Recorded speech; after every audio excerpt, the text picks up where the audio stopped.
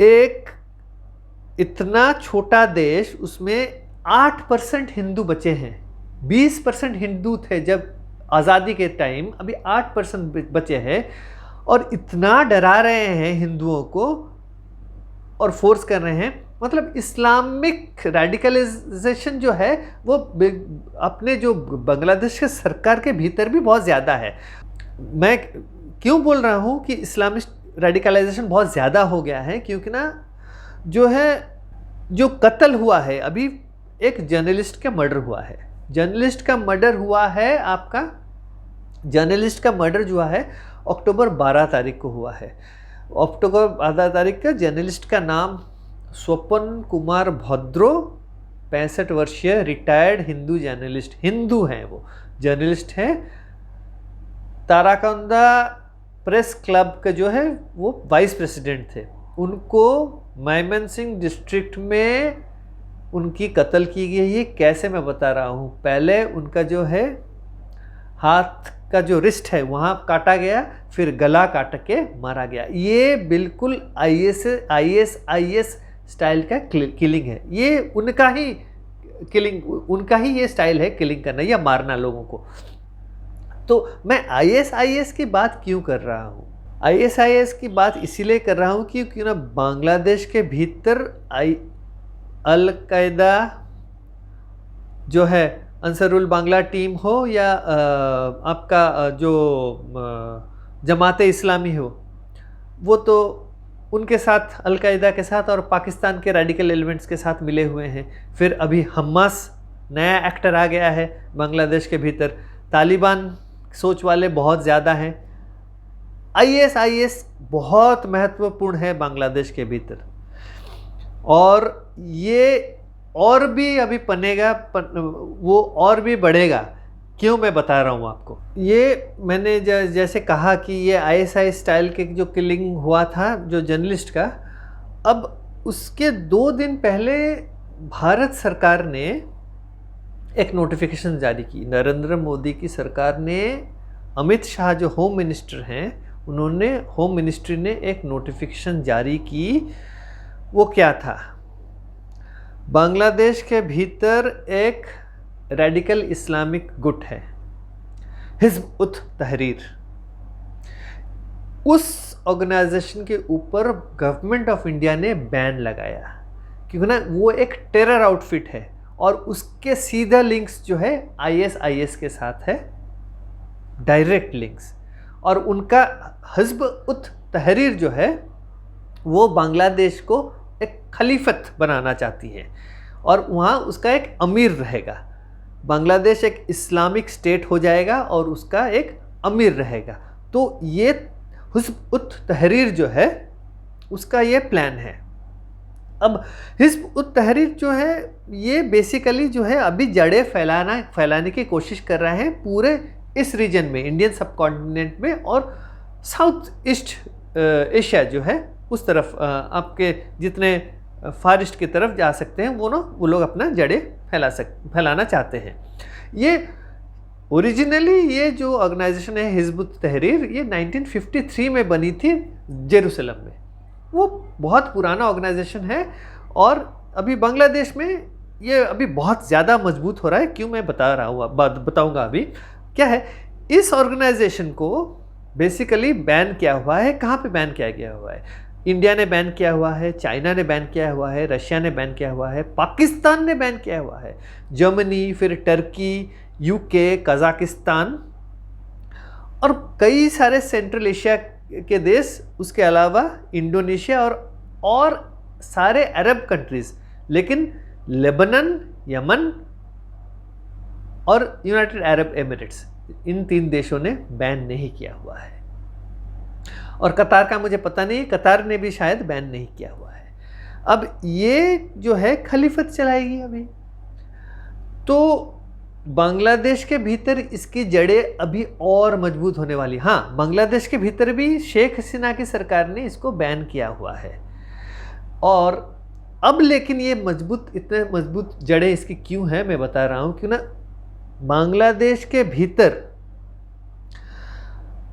मोहम्मद यूनिस के जो special assistant है महफूज आलम, उसका कनेक्शन है इस हिज़्ब उत तहरीर ग्रुप से।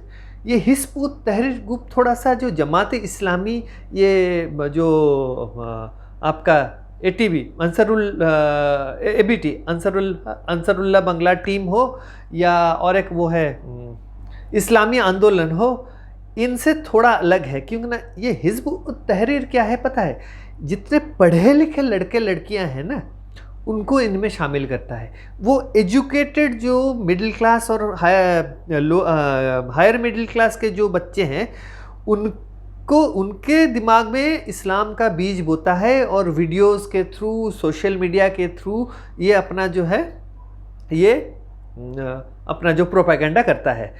अब क्या हुआ है, आप अगर गौर करेंगे, इन चंद दिनों के बीच ISIS के फ्लैग लेके बांग्लादेश ढाका शहर के बीच लड़के बच्चे, कॉलेज के बच्चे, बड़े अच्छे कॉलेजेस के बच्चे फ्लैग लेके मार्च कर रहे हैं। ये एक्चुअली में जब स्टूडेंट्स प्रोटेस्ट शुरू हुई थी, तो जमात इस्लामी के अलावा ये जो हिज़्ब उत तहरीर जो था, उसने भी इस तख्ता पलट में योगदान दिया था। तो ये महफूज आलम जो है बहुत ही खतरनाक इंसान है। तो वो जो है वो बिल्कुल इस ऑर्गेनाइजेशन से मिला हुआ है और आईसिस से उसका कनेक्शन है। तो अब क्या है, आईसिस की जड़ें जो है बांग्लादेश के भीतर मजबूत हो रही हैं। अब इन सारी घटना में आईसिस में क्यों बोल रहा हूँ, मैं बता रहा हूँ आपको, क्योंकि ना जो the national counter terrorism centre है, वेबसाइट जो है गवर्नमेंट ऑफ US का, मैं जब वहाँ मैंने देखा तो आईसिस बांग्लादेश जो है, मैं कोट कर रहा हूँ क्या लिखा हुआ है, ISIS Bangladesh is a network of ISIS supporters based in Bangladesh.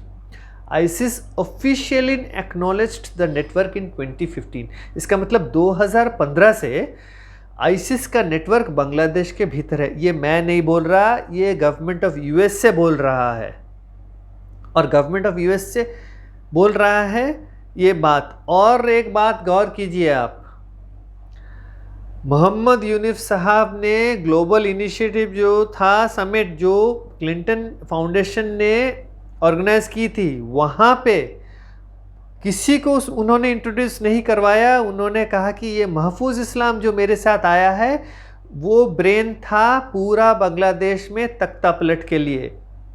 और देखिए उसकी नज़दीकियाँ हैं हिज़्ब उत तहरीर और ISIS के साथ। और गवर्नमेंट ऑफ USA क्या बोल रही है, USA बोल रही है कि ISIS officially acknowledged the network in 2015. The network includes among its members some veteran Bangladeshi terrorists intent on overthrowing the Bangladeshi government to establish a fundamental Islamic state. ISIS has killed dozens, including a US citizen, and wounded more than 200 since its formation in 2015. Bangladesh के भीतर ISIS operate करती है। ये United states of America का government ने अपने website पे बिल्कुल पब्लिश किया हुआ है। और एक बात उन्होंने कहा है कि टैक्टिक्स एंड टारगेट्स, उस कॉलम में लिखा हुआ है कि ISIS Bangladesh conducts attacks against police, religious minorities, government officials and buildings and foreign aid workers using small arms, IEDs, suicide bombers and edged weapons.